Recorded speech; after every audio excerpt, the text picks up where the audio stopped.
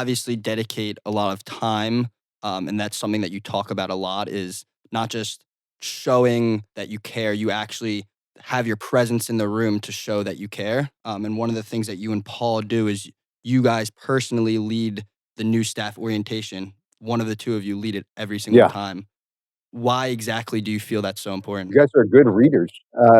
Why do we do it? Well, as you know from reading, I mean, I think there's a ton of stuff. It's actually one of the paradoxical problems of the current situation is, well, I guess there aren't really any new staff, but I mean, we've stopped teaching classes because we, don't have people in the room. But, I think this is proven by decades of experience, by just sitting down with a new employee and just, might be three at a time or 30 at a time, but just sharing with them where we're coming from and why we're going there and being real with them, sharing that vision that you asked about at the beginning of our conversation, sharing our history, some of the stories like about the bread, if that's relevant, sharing where we've screwed up.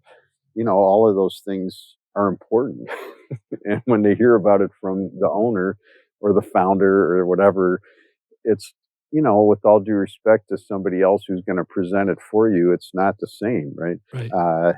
And similarly in that class, it also gives a chance to hear just, even 2 minutes of their story, like who are they and how did they get there and why are they working here? And it's almost always like almost every single one of them has some other part of their life that's fast, whatever. They design video games. They're a sculptor, they're a trapeze art. Like it's just people have all sorts of interesting things happening that in most settings at work, for a frontline person, no one would ever even know about. But really, in the same context as getting out of thinking hierarchically, you start to understand all of those have merit and all of those have value to the organization if we can figure out how to put them to work.